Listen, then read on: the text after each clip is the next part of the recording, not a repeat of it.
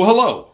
Today I'd like to talk to you about a vintage pen from the 1930s. This is the Sheaffer Balance, and it's kind of a unique shape and an innovation in fountain pen shapes. So let's dive into it.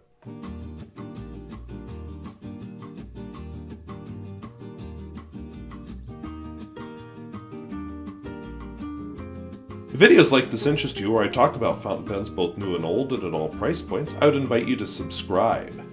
If you'd like to talk about the Sheaffer Balance, or perhaps your favorite vintage Sheaffer, please feel free to leave a comment down below. Let's take a look at it.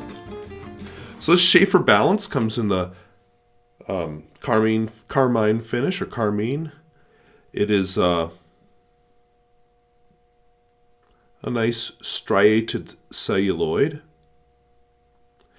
Yes, I don't know if that's a age thing but dang, it looks a lot like tooth marks to me, and no, they're not my teeth. Same thing at the other end. And I think I know who to blame. Carmen Jordan, I'm looking at you. I may have to see if there's DNA left just so I can clone you and yell at you for doing that. Lever filling pen. And there's the clip. This is a pen that I had to restore, and I feel like I haven't finished restoring. I had to put a new sack in it. It was filthy as all get out. And it's still not perfectly clean. I just can't seem to get all the gunk off of it. They just let the ink dry onto it forever and ever.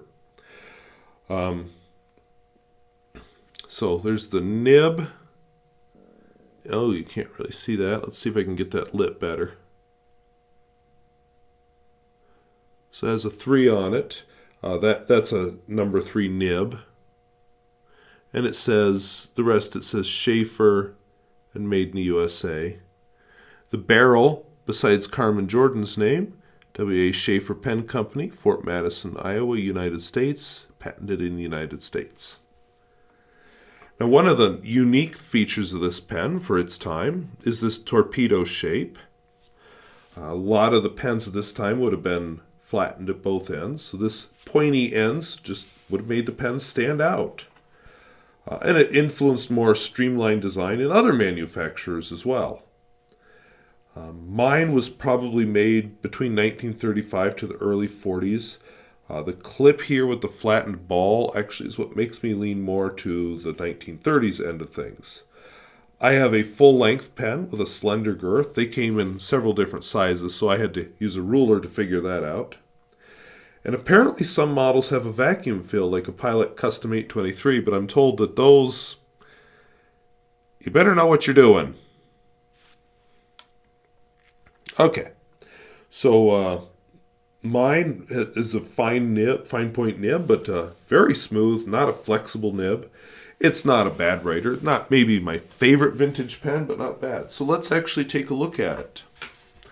I own no Sheaffer ink. Why, I don't really know. I guess none of the colors really appealed to me, and they didn't take a place that was unique at all. I don't know if it's officially a find, but we'll go with that. Now, one thing, this is Parker Quink Washable Blue. And when I've been writing with it lately, I've been thinking, wow, that really doesn't look like the washable blue I remember and scorn. But then when I look at some stuff I wrote several weeks ago, that looks like the Parker Washable Blue that I remember. So maybe it must go through a chemical reaction. So yes, Parker Quink Washable Blue.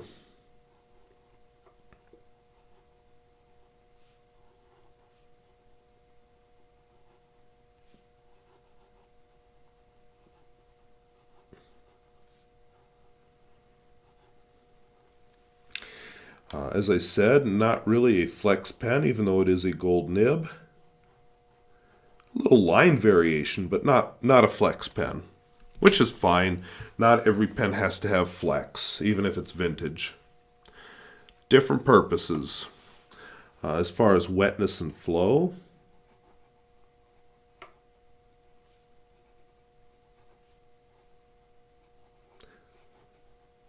It is writing very smoothly, by the way, but wetness and flow, No trouble at all keeping up.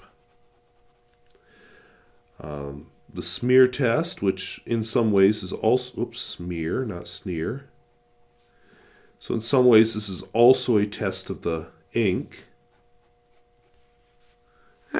Reasonably wet-ish. And then the reverse writing for those who are into that kind of thing.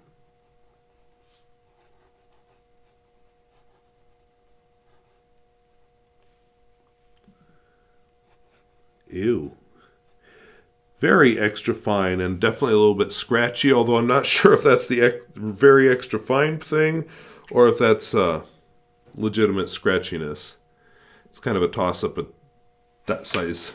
So I recently had a disaster with my stockpiled reviews, so I'm going to apologize if you have seen this quote before.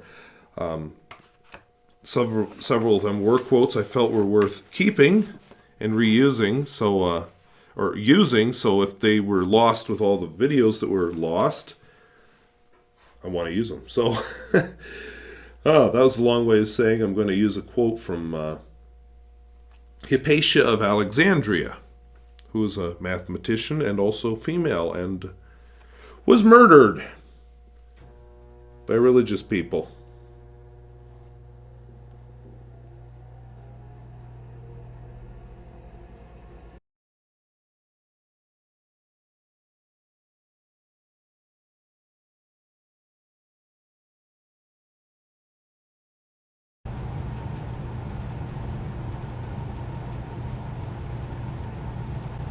Yes, it's September and my furnace is running, but my big camera's about to die, so I'm just going to go with this. I got this idea from Pierre Gustafson. I don't know how I'm going to implement it entirely. I hadn't had time to think through it because I thought I had a few more stocked up videos left to run through before I had to think about this. But anyway, he just wanted to see these pens go off-roading. I don't know if he means on a gravel road or if he means, on an interstate somewhere, but I'm in North Dakota, so I'm probably on a gravel road. Anyway, this pen is kind of it's a nice looking pen. It's comfortable to write with. It's one of those that you would just use as a daily writer. It's not one that's going to cause people great excitement, I don't think. Not with this nib. Not that it's a bad nib, it's just not anything special. I consider it a fine nib. I almost wrote stuff. But, I don't know,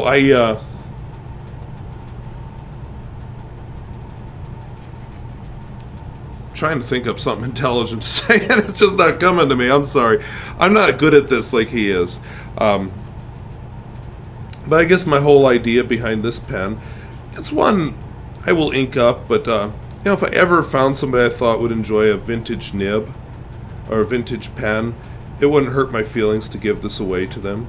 Oh, these are all going to fall off now. Apples are out. I don't have any apples. I have choke cherries.